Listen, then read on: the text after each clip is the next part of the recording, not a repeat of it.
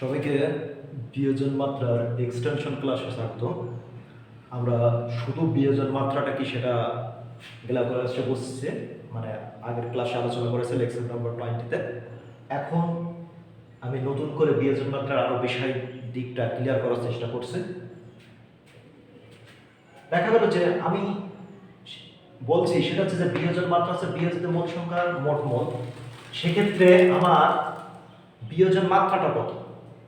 ধরা যাক আমি কোনো একটা রিয়াকশনে আমি ব্যবহার করছি যে আমার 1 মোল আমি যে কোনো একটা বিক্রিয়ক নিয়েছি, তাহলে তার থেকে বিয়োজিত হয়েছে মনে করলাম x মোল, তাহলে তার বিয়োজন মাত্রা হবে x।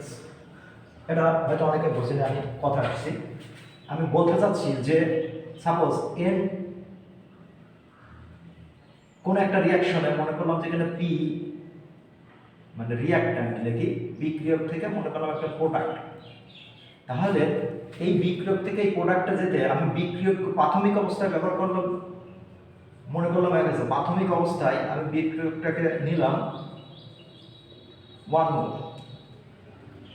সেক্ষেত্রে প্রাথমিক অবস্থায় প্রোডাক্টের পরিমাণ 0, আর সাম্যাবস্থায় আমরা কিন্তু হিসাব করি, আমরা কিন্তু যে মানটা হিসাব করছে বিয়োজন মাত্রা এটা কিন্তু সাম্যাবস্থায়। তাহলে সাম্যাবস্থায় আমি কি বলতে পারি যে সাম্যাবস্থায় এর থেকে বিয়োজিত হয়েছে কতটুকু? সাম্যাবস্থায় আমি বললাম যে আমার একের থেকে বের হয়ে গেছে x মোল, মানে বিয়োজিত হয়েছে। তাহলে সেক্ষেত্রে বিয়োজন মাত্রাটা কত? তাহলে আমি দেখি এই সমীকরণটা আমাকে কি বলে, সেটা হচ্ছে বিয়োজিত মোল সংখ্যা হচ্ছে কত? x যেটা বের হয়ে গেছে, তাহলে x আর মোট মোল সংখ্যা কত? 1। তাহলে 1 দিয়ে যদি আমি x কে ভাগ দিই তাহলে x পাবো, আর x টাকে কি বলবো? বিয়োজন মাত্রা। অর্থাৎ আমার বিয়োজিত মোলকে যদি আমি মোট মোল দ্বারা ভাগ দিই সেক্ষেত্রে কি পাবো? আমি বিয়োজন মাত্রা পাবো। আবার দেখা যাচ্ছে যে এটার মোল 1, তাহলে আমার বিয়োজিত হয়েছে এর ভিতর থেকে মনে করলাম a পরিমাণ বিয়োজিত হয়েছে, তাহলে a পরিমাণ যদি বিয়োজিত হয় তাহলে সেটা সাম্যাবস্থা 1 - a এবং সেটা a হতো। তাহলে আমার 1 মোল থেকে বিয়োজিত মোল সংখ্যা কত? a, তাহলে বিয়োজন মাত্রাটা কত? a। আচ্ছা, আমি 1 বাদ দিই, মনে করলাম যে আমার বিয়োজিত মোল সংখ্যা মনে করা যাক যে প্রাথমিক অবস্থায় আমি কি করছি যে a মোল, এখানে 1 মোল বিক্রিয়ক না নিয়ে আমি a মোল কি নিয়েছি? বিক্রিয়ক নিয়েছি, রিঅ্যাক্ট্যান্ট a মোল বিক্রিয়ক নিয়েছি। এখন সেক্ষেত্রে সাম্যাবস্থায় আমার এর ভিতর থেকে বিয়োজিত হয়েছে কি কত মোল? বিয়োজিত হয়েছে, আমি ধরলাম যে বিয়োজিত হয়েছে আমার x মোল, x মোলটা এর ভিতর থেকে বিয়োজিত হয়ে বের হয়ে গেছে। তাহলে সেক্ষেত্রে আমার বিয়োজন মাত্রা হবে কত? তাহলে প্রথম প্রাথমিক অবস্থায় আমি a নিছি কত? মোট মোল নিছি কত? a মোল, তার ভিতর থেকে বিয়োজিত হয়েছে কতটুকু? x মোল। তাহলে বিয়োজন মাত্রা কত হবে? সেটা হচ্ছে x/a। লক্ষ্য করা যায় আমি প্রাথমিক অবস্থায় বিক্রিয়কের পরিমাণ নিছিলাম a মোল, তার ভিতর থেকে বিয়োজিত হয়ে গেছে কতটুকু? x মোল, তাহলে বিয়োজন মাত্রাটা হবে কত? x/a। এবার আমি বললাম যে আমি প্রাথমিক অবস্থায় a এর এইটার পরিমাণ নিচ্ছে হচ্ছে 2 মোল, তাহলে প্রাথমিক অবস্থায় মোট মোল নিচ্ছি কত? 2 মোল। এখন যদি বলি যে 2 মোল থেকে বিয়োজিত হয়েছে কতটুকু মোল? 2x মোল পরিমাণটা বের হয়ে গেছে, তাহলে কতটুকু বের হয়ে গেছে? 2x।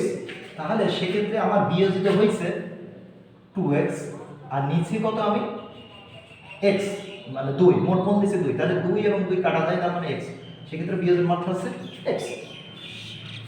আচ্ছা, ক্লিয়ার করার জন্য আরেকটু বলা যাক, সাপোজ ধরা যাক যে আমি একটা প্রাথমিক পর্যায়ে নিচে হচ্ছে বিক্রিয়ক নিচে হচ্ছে কত মোল? x মোল নিচে, আর তার ভিতরে বিয়োজিতই হয়েছে হচ্ছে a পরিমাণ। তাহলে আমি এখানে প্রাথমিক পর্যায়ে নিচে কতটুকু? মোট মোল নিচে x, তার ভিতরে বিয়োজিত হয়েছে কত? a, তার মানে আমার বিয়োজন মাত্রা হবে কত? a/x। এখন যদি আমি 10 মোল নেই, যে আমি এটাকে রিঅ্যাক্ট্যান্টটাকে 10 মোল নিচ্ছি, 10 মোল থেকে আমি বললাম যে আমার বিয়োজিত হয়েছে কত? 2, তাহলে আমার বিয়োজিত মোল হচ্ছে 2 আর মোট মোল হচ্ছে 10, তার মানে বিয়োজের মাত্রাটা কত? 0.2। এখন যদি এরকম হয় যে আমি এ পরিমাণ প্রাথমিক অবস্থায় এ পরিমাণ বিক্রিয়ক নিয়েছে আর তার থেকে বিয়োজিতই হয়েছে আছে এ এক্স পরিমাণ, মানে এক্স পরিমাণ বের হয়ে গেছে, তাহলে বিয়োজিত মোল সংখ্যা আমার হচ্ছে কত? এ এক্স, আর মোট মোল সংখ্যা কত হচ্ছে? এ, তাহলে এ এ কাটা যায়, তার মানে কত? এক্স।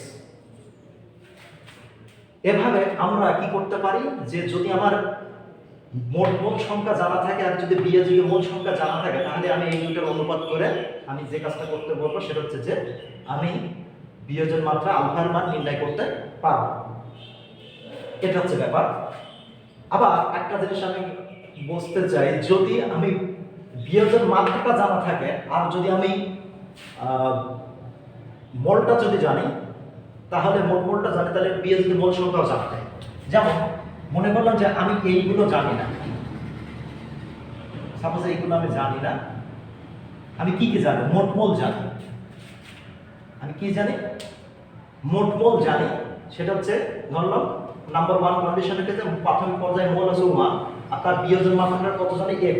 তাহলে আমি জানি কোনটা? আমি জানি এই মুহূর্তে এইটা হচ্ছে x, বিয়োজন মাত্রা x, আর মোট মোল কত? 1। তার মানে আমাকে হচ্ছে গুণন করতে হবে। যদি আমি বিয়োজিত মোল সংখ্যা পেতে চাই, তাহলে আমাকে গাণিতিক নিয়ম অনুসারে এই দুইটা রাশি কি হবে? গুণন হবে, অর্থাৎ x * 1। তার মানে বিয়োজিত মোল সংখ্যা কত হবে? x। অনুরূপভাবে যদি আমি মোট মোল 1 জানি আর যদি বিয়োজিত মোল সংখ্যা বিয়োজন মাত্রা যদি a জানি, তাহলে 1 * a = a হবে। আবার যদি আমি এইটাকে নিই, সেটা হচ্ছে বিয়োজন মাত্রা কত? বিয়োজন মাত্রা হচ্ছে x/a আর মোট মোল a, তার মানে এটা গুণ হবে, তার মানে a কেটে যাবে, তার মানে এটা কত হবে? x হবে। অনুরূপভাবে যদি আমি এক্ষেত্রে মোট মোল কত নিই? মোট মোল যদি 2 নিই আর যদি আমার বিয়োজন মাত্রাটা x হয়, বিয়োজন মাত্রাটা যদি x হয়, তাহলে বিয়োজিত মোল সংখ্যা কত হবে? 2x। অনুরূপভাবে যদি আমার মোট মোল মানে প্রাথমিক পর্যায়ে গৃহীত মোল x হয় আর আমি যদি ওখান থেকে দেখি যে বিয়োজিত হয়েছে a/x পরিমাণ, তাহলে এইটার এটা গুণ করলে কত হবে? a। আবার দেখতে পাচ্ছি যে আমার বিয়োজনের পরিমাণ হচ্ছে 0.2, বিয়োজন মাত্রার মান হচ্ছে 0.2। এখন 0.2 আর আমার মোট মোল নিচে আমি কতটুকু? 10। তাহলে মানে এই দুইটা গুণ করলে আমি বিয়োজিত মোল সংখ্যা পাবো, তার মানে সেটা কত হবে? 2। অনুরূপভাবে আমি দেখতে পাচ্ছি যে এইটার ক্ষেত্রে বিয়োজিত পরিমাণ কত? x, বিয়োজন মাত্রার পরিমাণ x আর আমার মোট মোল প্রাথমিক পর্যায়ে গৃহীত হচ্ছে a, তার মানে এই দুইটা গুণ করলে কত হবে? ax। এখান থেকে বোঝা যাচ্ছে যে আমি যদি মোট মোল সংখ্যা বিয়োজিত মোল সংখ্যা জানি, তাহলে আমি বিয়োজন মাত্রাটা বের করতে পারবো। আর যদি আমার বিয়োজন মাত্রা এবং মোট মোল সংখ্যা জানা থাকে, তাহলে আমি বিয়োজিত মোল সংখ্যা বের করতে পারবো। এটা একটা বিষয়।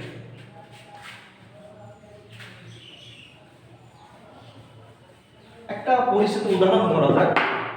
আমরা কি জানি যে n2 যোগ 3h2 সেখান থেকে 2nh3, এখানে রেশিওটা বিবেচনা করা যাক। রেশিওটা আমি কি দেখতে পাচ্ছি যে 1:3 সেখান থেকে হয়েছে 2, মানে এক পরিমাণ নাইট্রোজেন, এখানে আমি ছোট এক দিতেও পারি, 1 মোল পরিমাণ নাইট্রোজেন 3 মোল পরিমাণ হাইড্রোজেনের সাথে বিক্রিয়া করে 2 মোল পরিমাণ অ্যামোনিয়া তৈরি করে। ভালো কথা। এখন প্রশ্নটা হচ্ছে যে এখান থেকে নাইট্রোজেনের পরিমাণ তো প্রাথমিক অবস্থায় আমি কি লিখতে পারি? প্রাথমিক অবস্থায়, তাহলে প্রাথমিক অবস্থায় দেখতে পাচ্ছি যে এটার 1 মোল আছে, এটা 3 মোল আছে আর এটার পরিমাণ 0। এখন আমরা জানি যে একটা বিক্রিয়া উপভোগী হতে হলে পারে সম্পূর্ণটাই কখনো বিক্রিয়া করে না, তার চেয়ে কিছু কম পড়ে, অর্থাৎ এখানে 1 মোলের টোটালটাই তো বিক্রিয়া করবে না 3 মোল, মানে এটা রেশিও অনুসারে ওই অনুপাতে করার কথা। এখন কথা হচ্ছে যে আমি ধরলাম যে এখানে 1 মোলের ভিতর থেকে আমার x পরিমাণ নাইট্রোজেন বিক্রিয়া অংশগ্রহণ করে ফেলেছে, অর্থাৎ সাম্যাবস্থা অর্জনের ক্ষেত্রে 1 মোল নাইট্রোজেনের মধ্যে থেকে কতটুকু বিক্রিয়া অংশগ্রহণ করেছে?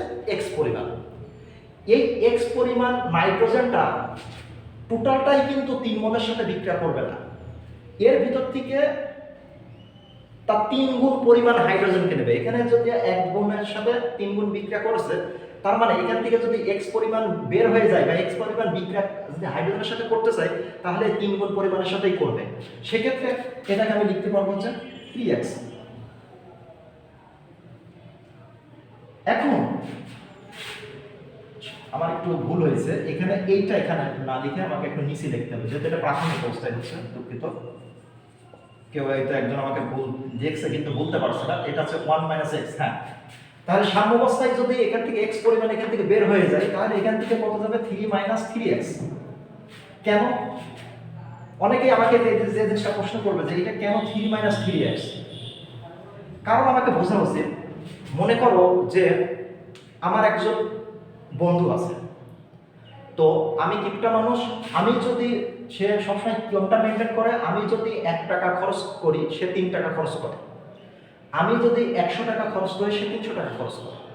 আবার আমি যদি 100 টাকার ভিতর থেকে 10 টাকা খরচ করি, সে 100 টাকার ভিতর থেকেই বা তার নিজস্ব যে টাকা থাকে, আমার 100 টাকা আছে, আমি আমার 100 টাকার থেকে আমি 10 টাকা খরচ করি, তার যে টাকা আছে সেই টাকার থেকে সে সবসময় মেনে চলে গেছে আমি যা খরচ করবো তার 3 গুণ সে খরচ করে।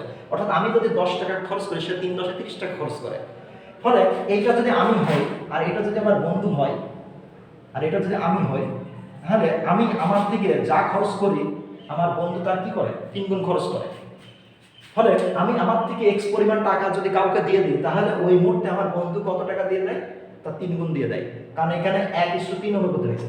এবং আমরা কোনো জিনিস যখন কিনতে যাই, কেনার পরে সেই প্রোডাক্টটা আসলে তখন দেখা যায় যে সেটা কি হয়? দ্বিগুণ হয়। তার মানে এটা হচ্ছে 2x হবে। অর্থাৎ এটা 1:3 অনুপাতে হবে, ফলে এইটা ওই পাশে যায় তার দ্বিগুণ আকারে সেটা তৈরি করবে। এই হচ্ছে আমার বিষয়বস্তু। অর্থাৎ সাম্যাবস্থায় আমার এই পরিমাণগুলো জানা থাকা খুবই জরুরি। এখন যদি আমার কোনোরকমভাবে যদি জানা থাকে যে বিয়োজের মাত্রাটা কত, সেক্ষেত্রে কিন্তু আমি কি করতে পারবো? সাপোজ ধরা গেল যে আমি বিয়োজের মাত্রাটা বলে দিলাম, x এর মান বলে দিলাম যে বিয়োজের মাত্রার মান 18.5%। তো 5%টাকে যদি আমি কি করে 100 দিয়ে ভাগ করি, সেক্ষেত্রে কি হবে? 0.185। তাহলে আমি কি লিখতে পারবো যে এখান থেকে আমার বের হয়ে গেছে 1 মাইনাস কত? 0.185। এই পরিমাণটা কি হয়েছে? আমার বিক্রম অংশগ্রহণ করছে এখানে। তাহলে এখানে 3 গুণন 3 ইন্টু কত? 185। আর এখানে কত হবে? 2 ইন্টু কত? 185। তাহলে এখানে আমাকে বাদ দিতে হবে কত হচ্ছে? এখানে আমার বাদ দিলে পরে হচ্ছে 0.885 নাকি 875। আচ্ছা যাই হোক, একটা বিয়োগ করে দিয়ে দেখেন, এখানে একটা মান পাবো, এখানেও একটা মান পাবো। ফলে এই 3টা মান কিন্তু আমার সাম্যাবস্থায় থেকে যাবে। সাম্যাবস্থায় এই পরিমাণ মান আমার থেকে যাবে। ফলে এই বিক্রিয়ার জন্য আমি যদি কেসি এর মান লিখি, কেসি এর সমীকরণ নির্ণয় করতে চাই, তাহলে আমাকে কেসি সমান কি লিখতে হবে? উৎপাদ। তার মানে ঘনমাত্রা কত? সেক্ষেত্রে যদি এটা আছে গ্যাসীয় বিক্রিয়া, তাহলে সেক্ষেত্রে আমি কেপি নির্ণয় করলাম। কেপি তার মানে ঘনমাত্রা পি অফ কত? NH3 তার স্কয়ার, আর পি অফ কত? N2 ইন্টু কত? পি অফ H2 তার কিউব। এই আছে বিষয়। এটা হচ্ছে কেপির মান। ফলে আমার যদি ম্যাথের মান জানা থাকে বিয়োজন মাত্রা, এবং সেখান থেকে যদি আমার আংশিক চাপের মান জানা থাকে বা বের করতে বলা যায়, ডাইরেক্ট বলে দেয়, বা আমাকে যদি বের করতে হয় সেক্ষেত্রে আমার মোট চাপ বলে দিয়ে যদি বের করতে বলে, সেটা বের করে এখান থেকে ম্যাথ আমরা ক্যালকুলেশন করতে পারবো। এই জাতীয় ম্যাথ আমরা সামনে আলোচনা করব। আশা করি আমাদের বিয়োজন মাত্রা সম্বন্ধে ধারণাটা ক্লিয়ার হয়েছে। যদি না হয় আমরা অবশ্যই ক্লাসে আবার এই বিষয়টা নিয়ে আলোচনা করব। সবাইকে ধন্যবাদ।